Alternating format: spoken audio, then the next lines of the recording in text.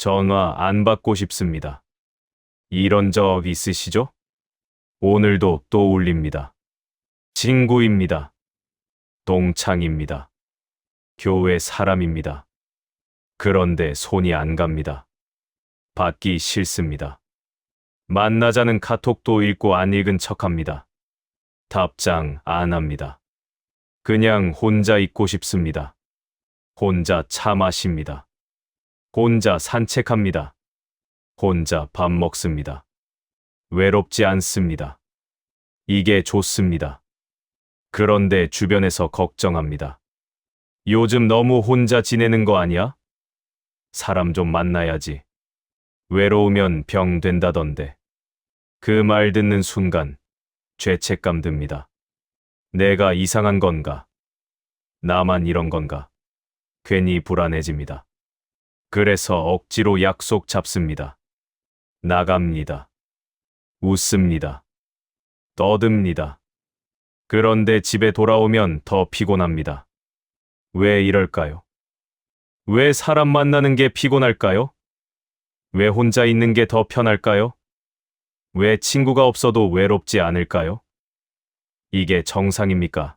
아니면 제가 이상한 겁니까? 아닙니다.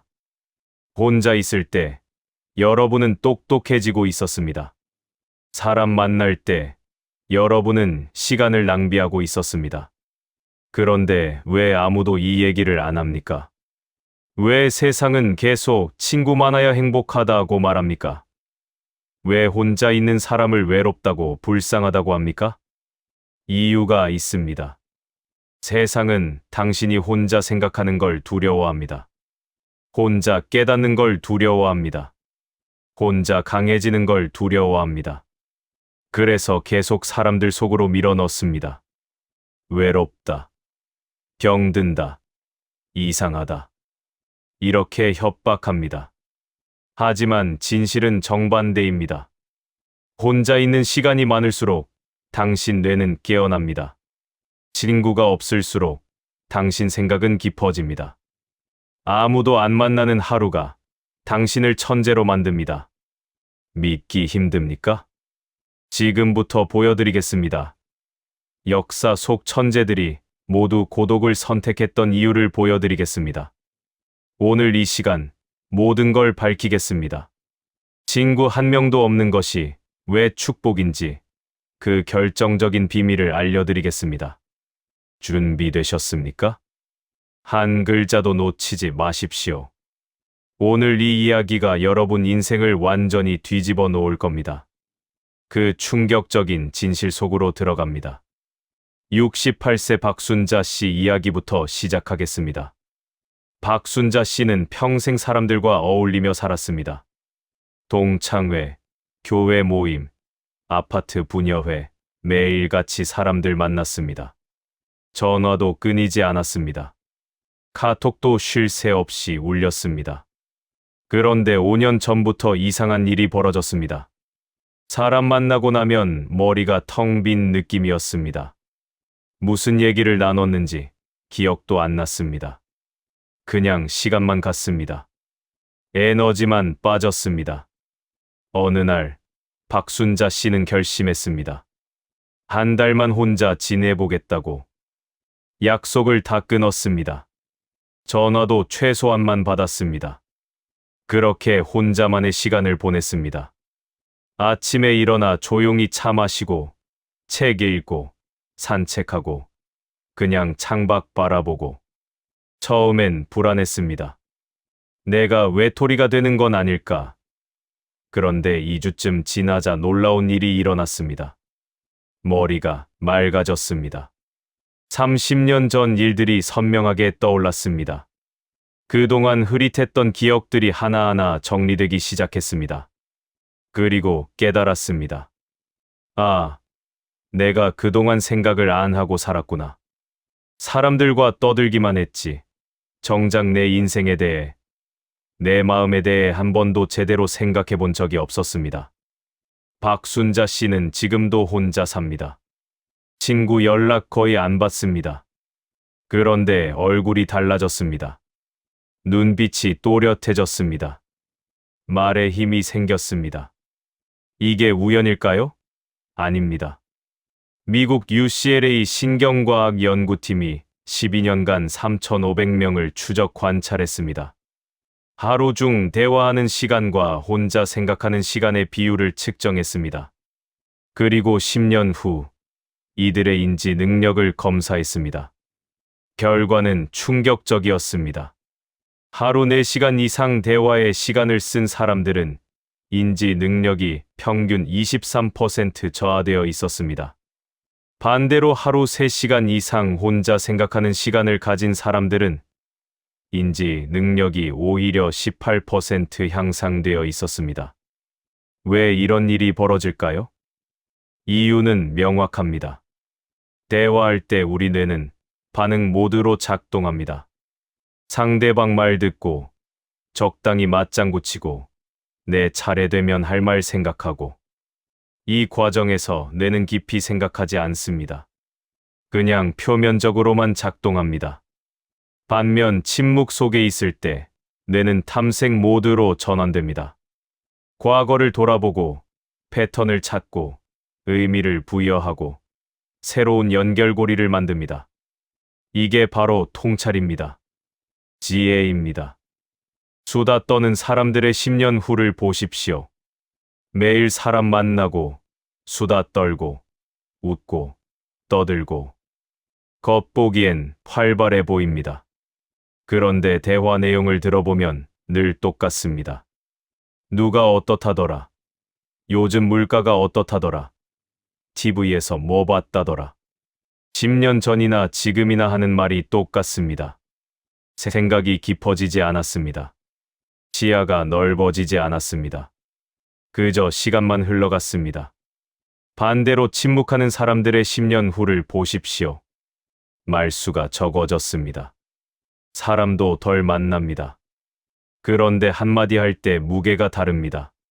조언 한 번 할 때 깊이가 다릅니다. 문제 상황을 보는 눈이 다릅니다. 왜 그럴까요? 그 사람은 10년 동안 생각했기 때문입니다. 혼자 있는 시간 동안 자기 인생을 되짚고 사람들을 관찰하고 세상을 분석했습니다. 그 시간이 쌓여서 지혜가 되었습니다. 독일 철학자 아르투어 쇼펜하우어는 이렇게 말했습니다. 평범한 사람들은 시간을 어떻게 보낼까 고민한다. 지성인은 시간을 어떻게 활용할까 고민한다. 여러분, 이제 선택하셔야 합니다. 앞으로 10년 수다 떨며 시간 보낼 건가요? 아니면 침묵 속에서 생각을 키울 건가요? 사람들 만나느라 에너지 쏟을 건가요? 아니면 혼자 있는 시간 동안 자신을 단단하게 만들 건가요? 이건 성격의 문제가 아닙니다. 외향적이냐, 내향적이냐의 문제도 아닙니다. 이건 선택입니다.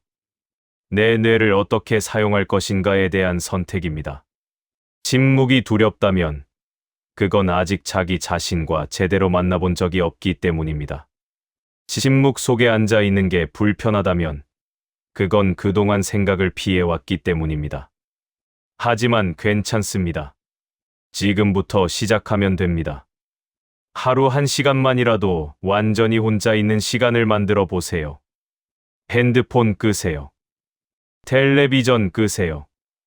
아무 소리도 없는 공간에 앉아 보세요. 처음엔 어색할 겁니다. 불안할 겁니다. 그런데 2주만 지나면 달라집니다. 한 달 지나면 완전히 다른 사람이 됩니다. 침묵은 비어 있는 게 아닙니다. 침묵은 채워지고 있는 겁니다. 당신의 뇌가, 당신의 생각이, 당신의 지혜가 말입니다.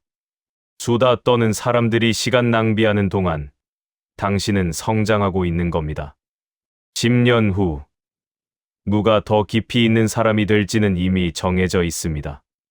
72세 이경수 씨는 3년 전까지만 해도 바쁜 사람이었습니다.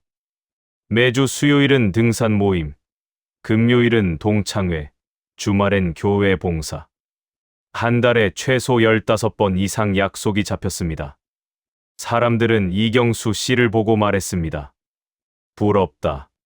저렇게 활동적이면 오래 산다.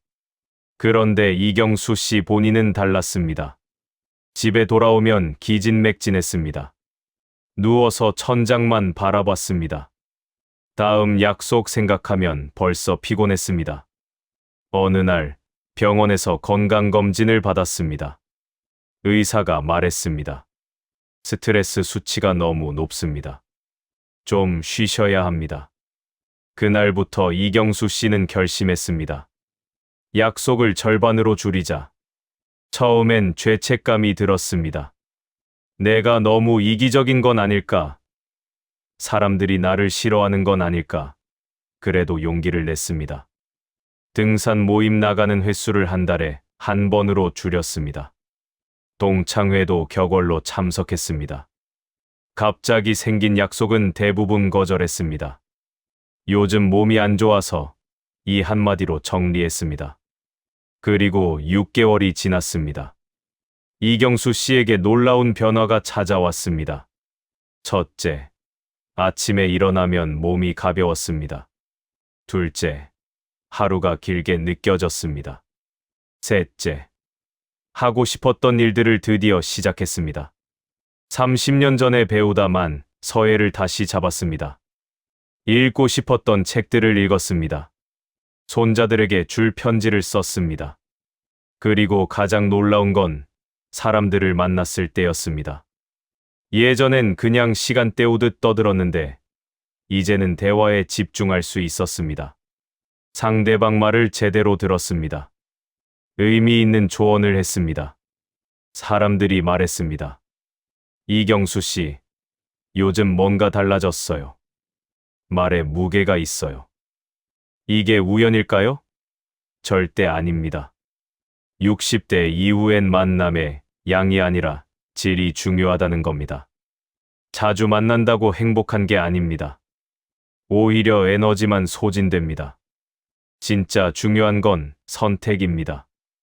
내가 정말 만나고 싶은 사람, 만나면 에너지가 충전되는 사람, 그런 사람들하고만 만나야 합니다. 나머지는 과감히 거절해야 합니다. 미국 스탠퍼드 대학교 심리학과의 로라 카스텐슨 교수의 사회정서적 선택이론을 보십시오.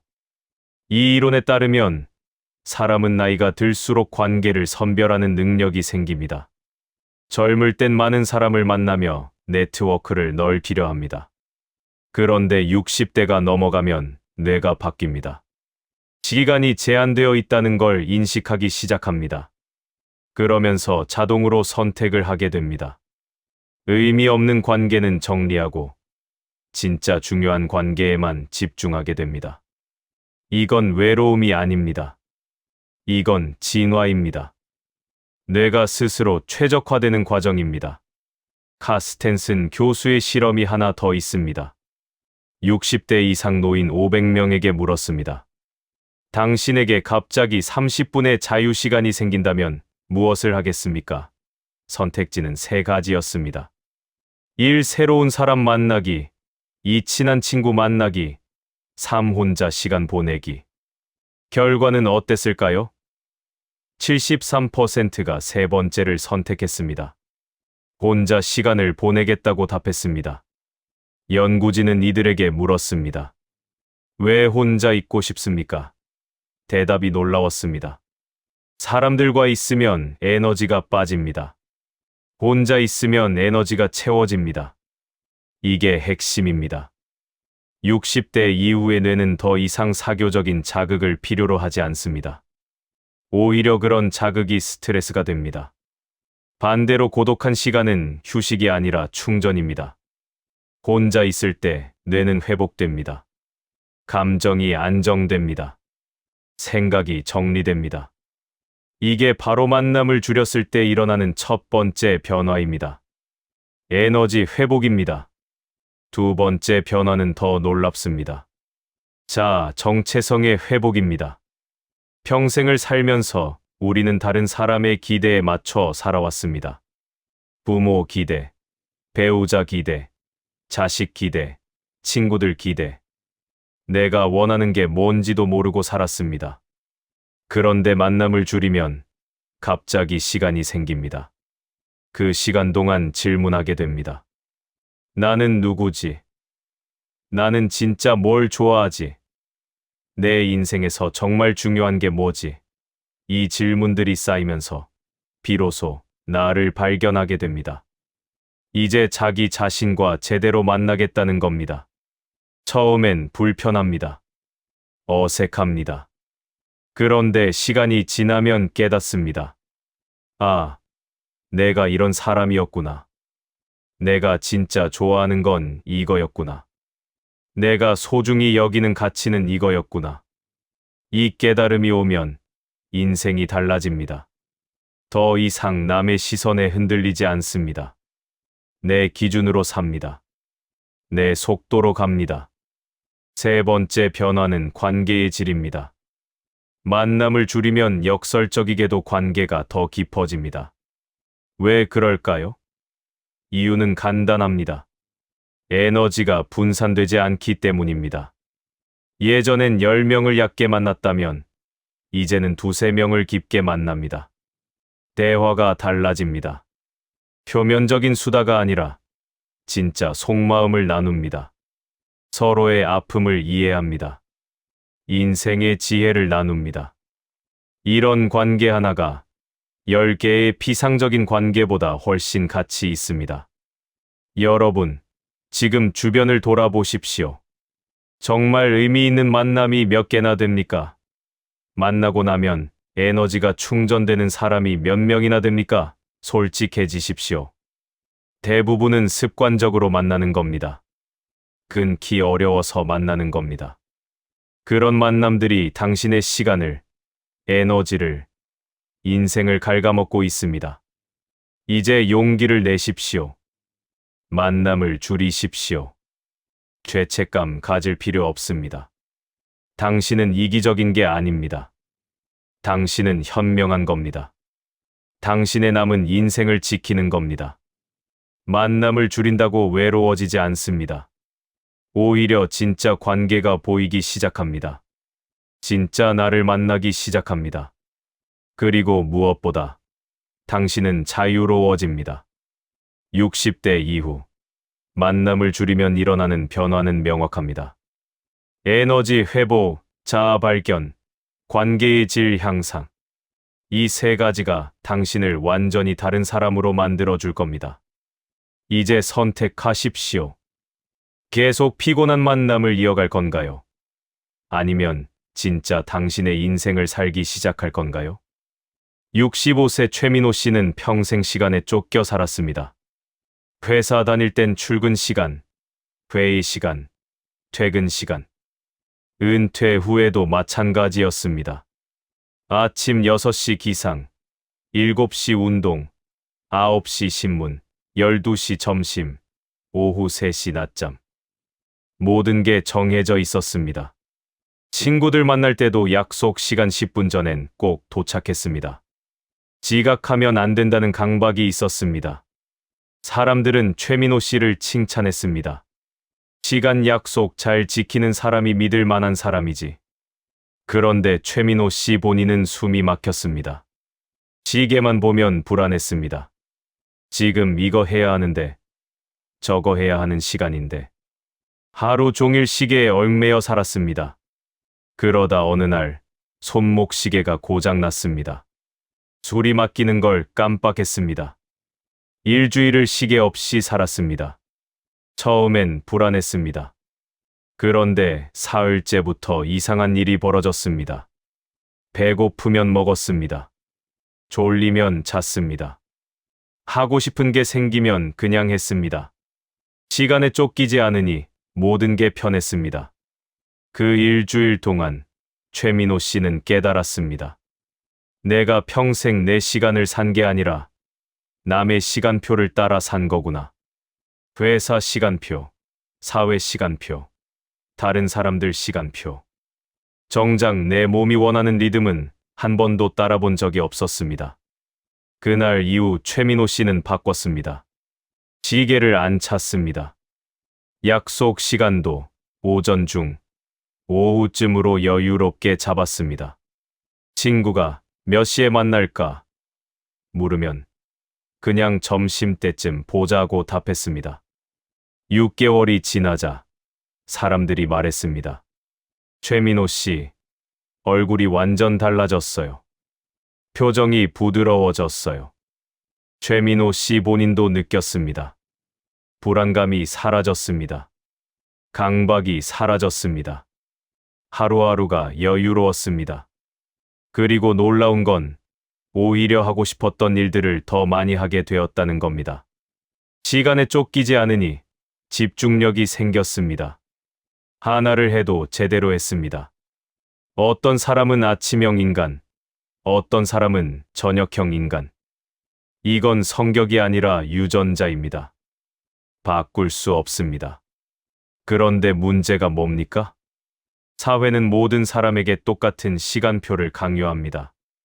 아침 일찍 일어나야 성공한다. 저녁 10시엔 자야 건강하다. 이런 말들이 사람들을 병들게 만듭니다. 몸과 마음이 편안하면 뇌가 제대로 작동합니다. 스트레스 받으면서 억지로 시간표 맞추면 뇌는 생존 모드로 전환됩니다. 창의적인 생각은 사라집니다. 그냥 버티기만 합니다. 미국 하버드 의대 수면의학과의 찰스 차이슬러 박사의 연구도 있습니다. 차이슬러 박사는 60세 이상 노인 800명을 두 그룹으로 나눴습니다. A그룹은 엄격한 시간표를 지키게 했습니다.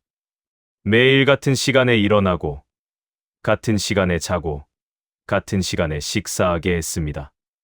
B그룹은 자유롭게 살게 했습니다. 몸이 원할 때 자고, 배고플 때 먹게 했습니다. 1년 후 결과를 측정했습니다. 결과는 충격적이었습니다. A그룹의 인지 능력은 1년 전보다 평균 8% 하락했습니다. 기억력, 테스트 점수도 떨어졌습니다. 반면 B그룹은 어땠을까요? 인지 능력이 오히려 5% 향상되었습니다. 기억력도 좋아졌습니다. 가장 놀라운 건 삶의 만족도였습니다. A그룹은 만족도가 12% 하락했지만 B그룹은 무려 28% 상승했습니다. 이게 뭘 의미합니까? 60세 이후엔 타인의 시간표가 아니라 내 몸의 시간표를 따라야 한다는 겁니다. 사회가 정한 규칙, 다른 사람들의 기대, 그런 거 다 내려놓아야 합니다. 내 몸이 말합니다. 지금 쉬고 싶어. 지금 움직이고 싶어. 지금 혼자 있고 싶어. 그 신호를 따라야 합니다. 그게 바로 내 시계로 사는 겁니다. 로마 황제이자 철학자였던 마르쿠스 아우렐리우스는 이렇게 말했습니다. 시간의 흐름에 저항하지 말고 시간과 함께 흐르는 법을 배워라. 여러분, 지금 질문하십시오. 나는 누구의 시계로 살고 있는가? 아침에 일어나는 시간, 누가 정했습니까? 밥 먹는 시간, 누가 정했습니까? 사람 만나는 시간, 누가 정했습니까? 대부분은 남들이 다 그러니까 따라하는 겁니다. 내 몸이 원하는 게 뭔지도 모르고 삽니다. 이제 바꾸십시오. 내일 아침 알람 끄세요. 몸이 깰 때까지 자세요. 배고플 때 먹으세요. 피곤하면 쉬세요. 누가 몇 시에 만날까? 물으면 그냥 오후에 편할 때 보자고 하세요. 시간 약속 칼같이 지킬 필요 없습니다.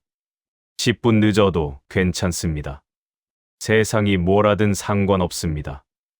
당신은 당신의 리듬대로 살아야 합니다.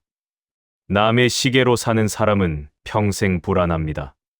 항상 쫓깁니다. 항상 부족합니다. 하루가 짧습니다. 시간이 없습니다. 그래서 스트레스 받습니다. 피곤합니다. 병듭니다. 반면 내 시계로 사는 사람은 여유롭습니다. 시간이 충분합니다. 하루가 깁니다. 하고 싶은 걸 다 합니다.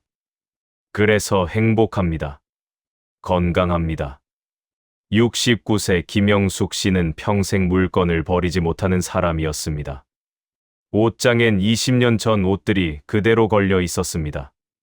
서랍엔 언젠가 쓸지도 모를 물건들이 가득했습니다. 거실 구석구석엔 자식들이 두고 간 짐들이 쌓여 있었습니다. 나중에 필요할지도 몰라. 아까워서 못 버리겠어. 이런 생각으로 모든 걸 쌓아뒀습니다. 그런데 이상했습니다. 집은 물건으로 가득한데 마음은 늘 공허했습니다. 뭔가 답답했습니다. 숨이 막혔습니다. 어느 날 딸이 찾아왔습니다. 집을 보더니 깜짝 놀랐습니다. 엄마, 이렇게 살면 안 돼요. 정리 좀 하세요. 김영숙 씨는 화가 났습니다. 내가 내 집에서 어떻게 살든 무슨 상관이야. 딸이 말했습니다. 엄마, 이 집 보세요. 엄마 마음 그대로예요. 어질러져 있잖아요. 그 말이 가슴에 꽂혔습니다. 내 마음이 어질러져 있다고? 그날 밤, 김영숙 씨는 잠을 못 잤습니다. 딸의 말이 계속 맴돌았습니다. 다음 날 아침, 결심했습니다. 정리하자. 일주일 동안 집을 정리했습니다. 20년 넘은 옷들 버렸습니다. 쓸모없는 물건들 버렸습니다. 추억이라고 쌓아둔 것들도 과감히 버렸습니다. 처음엔 아까웠습니다. 손이 안 갔습니다. 그런데 하나씩 버리다 보니 신기한 일이 벌어졌습니다. 마음이 가벼워졌습니다. 공간이 비워지니 머릿속도 비워지는 느낌이었습니다. 어질러진 집을 볼 때마다 느꼈던 그 답답함이 사라졌습니다. 일주일 후, 집은 완전히 달라졌습니다. 필요한 것만 남았습니다. 공간이 넓어졌습니다. 햇빛이 들어왔습니다. 그리고 가장 놀라운 건 김영숙 씨 자신이 달라졌다는 겁니다. 생각이 명확해졌습니다. 결정을 빨리 내렸습니다. 우울했던 기분이 사라졌습니다. 이게 우연일까요? 절대 아닙니다. 어질러진 공간을 보면 뇌는 무의식적으로 처리해야 할 것으로 인식합니다. 저거 정리해야 하는데, 저건 뭐지? 저거 어디 둬야 하지?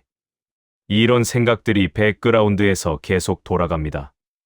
의식하지 못해도 뇌는 에너지를 소비합니다. 그 결과 정작 중요한 일에 쓸 에너지가 부족해집니다. 반대로 정돈된 공간을 보면 어떻게 될까요? 뇌가 안정됩니다. 처리할 시각 정보가 적습니다. 에너지를 낭비하지 않습니다. 그 에너지가 고스란히 사고, 판단, 창의성으로 향합니다. 이게 바로 공간이 곧 정신이라는 말의 과학적 근거입니다. 물건이 많은 집에 사는 노인들은 우울증 발병률이 2.7배 높았습니다. 수면 장애를 겪는 비율도 3.2배 높았습니다. 반면 미니멀하게 사는 노인들은 행복도가 평균 41% 높았습니다. 기억력 테스트에서도 더 좋은 성적을 냈습니다. 왜 그럴까요? 이유는 간단합니다. 물건이 적으면 선택이 적어집니다. 선택이 적으면 결정 피로가 줄어듭니다. 뇌가 쉴 수 있습니다. 생각해 보십시오. 옷장에 옷이 100벌 있으면 어떻습니까? 아침마다 고민합니다. 오늘 뭐 입지? 10분을 고민합니다. 이게 결정 피로입니다. 반면 옷이 10벌밖에 없으면 1분 만에 결정합니다. 에너지가 남습니다. 그 에너지로 더 중요한 생각을 합니다. 스티브 잡스가 왜 매일 같은 옷을 입었을까요? 바로 이 이유입니다. 사소한 결정에 에너지를 낭비하지 않기 위해서입니다. 여러분, 지금 당장 주변을 둘러보십시오. 정말 필요한 물건이 몇 개나 됩니까? 지난 1년간 한 번도 안 쓴 물건이 몇 개입니까? 솔직해지십시오. 대부분은 혹시 모르니까 쌓아둔 겁니다. 그 물건들이 공간을 차지하고 있습니다. 그리고 그 공간이 당신의 정신을 차지하고 있습니다. 이제 시작하십시오. 공간을 비우십시오. 오늘 당장 물건 하나 버리세요.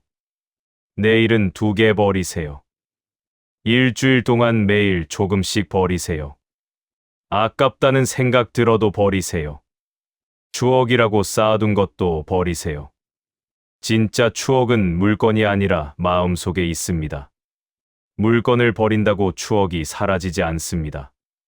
오히려 공간이 비워지면 진짜 소중한 추억만 선명하게 남습니다. 혼자만의 공간을 만드십시오.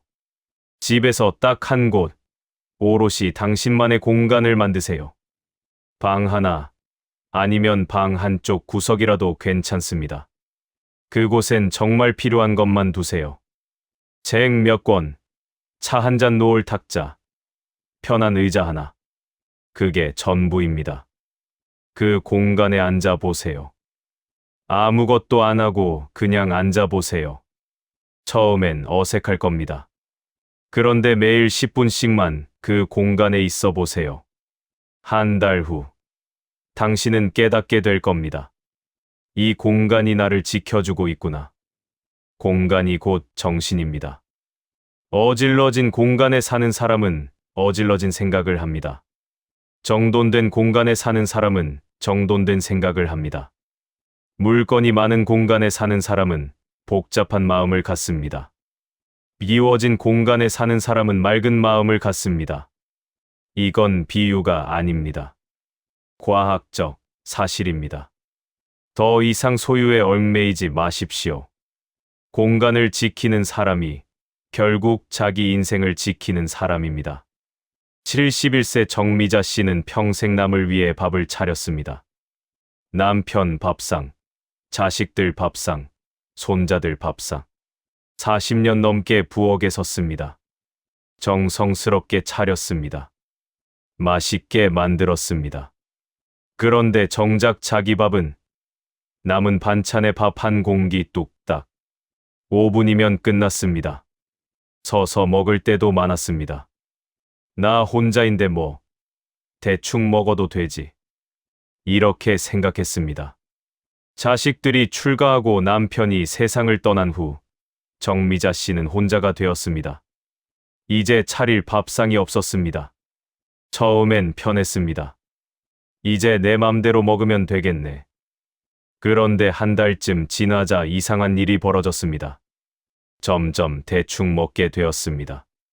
라면으로 때웠습니다. 빵으로 끼니를 넘겼습니다. 밥상도 안 차렸습니다. 그냥 냄비째 떠먹었습니다. 나 혼자 보는데 뭐 어때? 이렇게 생각했습니다. 그런데 3개월쯤 지나자 이상했습니다. 거울을 보니 표정이 어두웠습니다. 기운이 없었습니다. 아침에 일어나기 싫었습니다. 하루가 무의미했습니다. 병원에 갔습니다. 의사가 말했습니다. 영양 상태가 안 좋네요. 제대로 드시고 계세요. 정미자 씨는 깨달았습니다. 내가 나를 소홀히 대하고 있었구나. 그날부터 바꿨습니다. 혼자여도 밥상을 차렸습니다. 작은 상에 밥 한 공기, 국 한 그릇, 반찬 2-3가지. 정성껏 담았습니다. 식탁에 앉아서 먹었습니다. 천천히 씹었습니다. 맛을 음미했습니다. 처음엔 어색했습니다. 이렇게까지 해야 하나. 그런데 일주일만 지나도 달라졌습니다. 밥이 맛있었습니다. 기분이 좋았습니다. 하루가 의미 있게 느껴졌습니다. 한 달 후, 정미자 씨는 완전히 달라졌습니다. 얼굴에 생기가 돌았습니다. 아침에 일어나는 게 즐거웠습니다. 오늘은 무슨 반찬을 만들까? 이런 생각이 들었습니다. 시장 가는 것도 즐거웠습니다. 좋은 재료를 고르는 재미가 있었습니다. 그리고 깨달았습니다. 밥상을 차린다는 건 나를 소중히 대한다는 거구나. 혼자 먹는 밥이지만 그 밥상 하나가 자신을 지켜주고 있었습니다. 이게 우연일까요? 절대 아닙니다. 일본 도쿄대학교 공중보건학과의 연구를 보십시오. 연구진은 65세 이상 독거노인 1,800명을 5년간 추적했습니다. 이들을 세 그룹으로 나눴습니다. A그룹은 혼자여도 제대로 밥상을 차려 먹는 사람들, B그룹은 간단하게 먹지만 식탁에 앉아 먹는 사람들, C그룹은 대충 먹거나 서서 먹는 사람들. 5년 후 결과는 놀라웠습니다. 그리고 가장 충격적인 건 5년간 사망률이었습니다. C그룹의 사망률이 A그룹보다 2.3배 높았습니다. 오늘 아침 어떻게 드셨습니까? 밥상을 차렸습니까? 식탁에 앉아 먹었습니까? 아니면 그냥 대충 때웠습니까? 서서 먹었습니까? 스마트폰 보며 먹었습니까? 솔직해지십시오. 혼자 있을 때 밥상이 당신의 진짜 모습입니다. 아무도 안 볼 때 자신을 어떻게 대하는지, 그게 바로 당신의 자존감입니다. 이제 바꾸십시오. 내일 아침부터 밥상을 차리세요. 혼자여도 괜찮습니다. 아니, 혼자이기 때문에 더 중요합니다. 작은 상에 정갈하게 담으세요. 밥 한 공기, 국 한 그릇, 반찬 두세 가지. 많을 필요 없습니다. 정성이 중요합니다. 식탁에 앉으세요. 스마트폰 내려놓으세요. 텔레비전 끄세요. 그리고 천천히 드세요. 밥알 하나하나 씹으세요. 맛을 느끼세요. 처음엔 어색할 겁니다. 이렇게까지 해야 하나? 이런 생각 들 겁니다. 그래도 하세요. 일주일만 하세요. 일주일 후엔 달라집니다. 밥이 맛있어집니다. 하루가 의미 있어집니다. 거울 보면 표정이 밝아져 있을 겁니다. 왜냐하면 당신이 당신을 소중히 대하기 시작했으니까요. 혼자 먹는 밥상에서 자존감이 시작됩니다. 대충 먹는 사람은 대충 삽니다. 정성껏 먹는 사람은 정성껏 삽니다. 밥상 하나가 인생을 바꿉니다. 이건 과장이 아닙니다. 매일 세끼 365일 밥상을 대하는 태도가 쌓이면 인생이 됩니다. 자신을 함부로 대하는 밥상이 쌓이면 무너진 인생이 됩니다. 자신을 소중히 대하는 밥상이 쌓이면 단단한 인생이 됩니다. 67세 오성진 씨는 휴대폰 노예였습니다. 카톡 알림이 울리면 1분 안에 답장했습니다. 전화가 오면 무조건 받았습니다. 빨리 답해야 예의지. 이렇게 생각했습니다. 하루 종일 휴대폰을 손에 쥐고 살았습니다. 화장실 갈 때도, 밥 먹을 때도, 심지어 자기 직전까지 끊임없이 확인했습니다. 혹시 연락 온 거 아닐까? 불안했습니다. 그런데 이상했습니다. 연락은 많았는데 마음은 공허했습니다. 하루 종일 사람들과 연결되어 있었는데 정작 외로웠습니다. 밤에 잠도 잘 안 왔습니다. 머릿속이 복잡했습니다. 누가 뭐라고 했지? 내가 뭐라고 답했지? 생각이 꼬리를 물었습니다. 그러던 어느 날 병원에 갔습니다. 의사가 물었습니다. 스마트폰 많이 보십니까? 네, 하루 종일 봅니다. 의사가 말했습니다. 그거 끊으세요.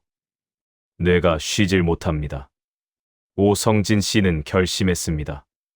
일주일만 실험해보자. 알림을 전부 껐습니다. 카톡도, 문자도, 전화도.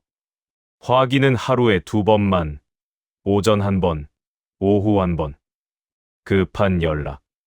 진짜 급하면 다시 전화 올 겁니다.